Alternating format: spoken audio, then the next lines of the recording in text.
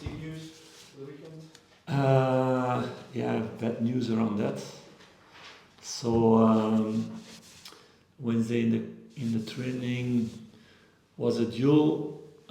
Player fell on corner on his knee, and yeah, he hurt his knee bad. So he tried to continue, but couldn't. So we made a scan, and we see he has a tear in his medial ligament. So he will be out for the rest of the season.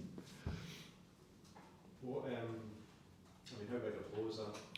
That's of course a blow. He played 48 games this season, so he's been important.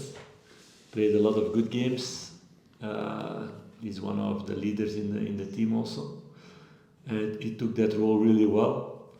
And that was also the first thing he taught to me. He said to me that he wanted to be in the dressing room the next couple of games, although he cannot play, but to be there for the boys and to support them. So that's already a positive thing from his side, and shows also the commitment he has towards this group and this club. But of course it's unlucky to lose him now. But yeah, it's been the story of this season that players get injuries, and then it's about others to show their quality and to step up, but they didn't until now. Yeah, you spoke about the leadership there. Do you believe there are enough characters? You have title winners in your dressing room, but maybe not many with experience of a very close title race. Do you feel like you've got other leaders that can step up now? Yeah, title race or not,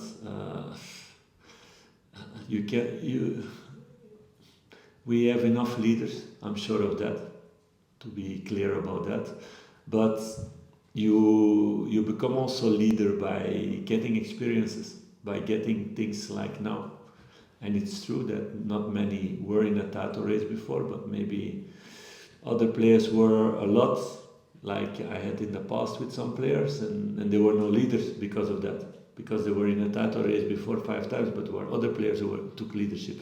So no, I think we have enough of those in the group, and I feel a lot of hunger in the team also to keep on chasing what we've been doing almost all year.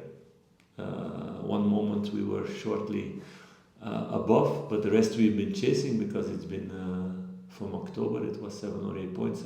So we're still the team who took most points in all that period, and we will keep on focusing on ourselves and trying to get these 3 points every time. What is of course a challenge in these playoffs, I call it playoffs, you guys call it same? Top 6? Top 6 games or whatever. It's about the best teams playing against each other, so there's more chance of losing points. Kilmarnock has a good track record, so they won this season 3 Old Firms, 2 against Celtic, 1 against Rangers. I had the luck that we won the 2 good games, not only luck, but because we did the right things in that game. And they played 1 draw also against Celtic, so every game will be tight. We saw it in St Mirren, we saw it in Dundee. Was not a big difference. We both took the points. I think if you look at the stats, that we were further to get 3 points than Celtic was in the 2 games. So it will be like this every game until the end. That's the nice thing about playing with the best teams against each other, and all respect also to all the teams who are in the top 6. They deserve to be there also, and they showed the last couple of months. You say Van Young, Mazza and Ryan Jack will be starting training this week, is that Yeah. the case? That's been the case, yeah, that partly they trained with the team, yeah. Are they available for the weekend? We need to see tomorrow. Ritvan maybe, Ryan not yet. He's too far away for that. To have a few trainings and then to be available for the squad. So for sure he will need more time than Ritvan, but it's normal also, because Ritvan he's been long time out, but less long than Ryan. Do you have a time scale on corners in terms of next season as you get back 14 Pre-season he will be back, and he told me also that he's happy about that because last season he missed almost all pre-season. So it's been already quite a miracle that he played so many games and he was fit so much time. But yeah, this injury was really bad luck. In a duel, falling down with two players and somebody falling on your knee, it can happen always in that way. So that's really bad luck. There have been reports last week about Barisic potentially signing a deal in Turkey. Is there anything you can say? There have been reports for months about a lot of players and a lot of things. So as long as nothing is official and I see the right things in the training and in the dressing room, players are selectable. And Borna will be in the selection tomorrow, what I've seen until now. If he steps into the building with another mindset tomorrow, that's something else, but I don't believe so. I see somebody who's serving this club already a long time and who's really hungry for more titles and more trophies. Like similar reports had said that John Lundstram was also potentially in line for a move to Turkey as well. I know you've said that you want to keep him at the club and you feel he feels the same way. Has that situation changed at all? No, what I said, there's nothing official around that, so I'm not naive. The longer that things last, the more possibility that other people step in. But for the moment, apparently water is too deep between two sides. But I see Lunny every day in the same way than he was 2 months ago, 3 months ago, or 5 months ago. So he's fighting for the club and he's not busy with that. All these players are busy with winning trophies and doing the right things together. Otherwise, they would not be in the selection. As the game's gone down and points margin is still huge, you still have to keep the belief that you can overtake Celtic. Of course. Of course. As long as mathematically possible, of course it's possible. And there are much bigger surprises happened in the past, not only in title races, but in all kinds of games. You can be 3 points behind the last 5 minutes of the last game, and it can change. So we need to focus on one thing, and that's for ourselves to take as many points as possible.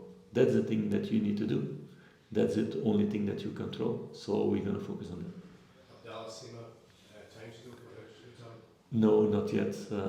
Abda is out now, individual, and I hope to see him back before the end of the season. No time scale yet. Rabbi McDonald? Same thing for him. Oscar Cortez and Danilo, both of them, it will not be possible this season anymore. Well, just to take you back to Connor, just how influential can he be still, even though he's not part of the squad, he won't be playing, but how influential can he be and his experience be in and around the dressing room? No, it's still an important thing. It's the same as with the staff. It's the same with me. We cannot be on the pitch to give the decisive ball or to score the goal or to make the tackle, but you can say the right things. You can help people in their motivation, in their calmness, in their whatever they need at that moment.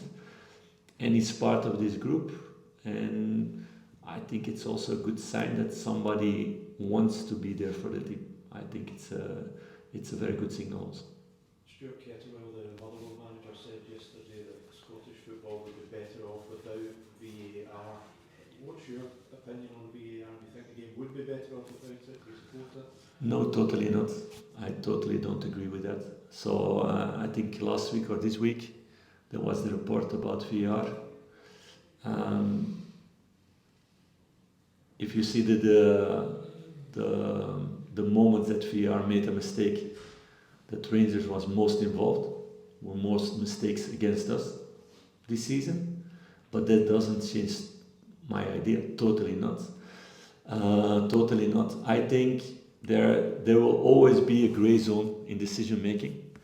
There will always be some subjectivity, but because of VAR there are less mistakes made than in the past. Nobody can deny that. But okay, of course, in moments it kills your excitement that you score a goal and you need to wait. But I prefer that than to have 3, 5, 10 more bad decisions during a season. So I want as much as possible an honest game and the right decisions. Will it be perfect? Will never be, because it will be decided by human beings who need to make a decision, and then also not only that some rules are, they're not totally objective, and it's impossible also to make everything totally objective. But for example, the handball rule, I think it's something to discuss. That's another thing. But I think VR made the game more honest. So I will never be against it. Although we had the least advantage or the most disadvantage out of it this season, clearly. But still, my decision stays the same about it. And I think everybody needs to see it that way. You don't want to come anymore. I think if you stop with VR, then after a few months everybody would say, the referee missed that, how is that possible? And with VR, they would have seen it, and then it was clearly a goal or a red card or whatever. So then you have the opposite side again. No, I'm totally pro VR, but I think it's important to keep on working on it. Like we need to work with the players on making things better, to make better protocols, to make it more clear towards managers, towards players, towards fans also, what is the decision making, why, all those things. And then more people will be pro VR, I think. You must have been pleased to see Jamestown near Jack Butler nominated for the Player of the Year award and Boston Positive for the Young Players. For sure, because they were booed off the pitch 6 months ago. A few times. The club was not at the right place, so it's also a proof that there has been a good evolution made in the club. I see that Rasmus Kosland last season trained 5 times in all season with the first squad, and he's now nominated for that prize. That's a really positive thing for all academy and everybody who worked closely in the youth teams and in the first team with Ross. And from Ross himself also, the way he worked all this time. And for the other players also, you can only be nominated if your team is doing the right things. It stays a collective sport, so it means that at Rangers something went well. Not everything yet, we know, we're working hard on that to make it better and better and better, and to make it more consistent. I think it's been quite consistent. Pity of this 1 week where we lost points that we didn't have to lose, but now it's about looking forward. When you're in the midst of a title race and the teams are playing on different days, are you the type of manager that watches the game and keeps up to date with the score, or do you go away and distract yourself? Depends what the program is at that moment. Do I have work to do? Other things to do? That's mostly the case. Does my wife want something to do? Sometimes I need to listen to her also to stay married, because I work a lot. That can happen, and there are moments that both things are filled in, and I can watch the game. So I don't know yet what I'm going to do on Saturday. We will see. Thanks, guys. Dailies.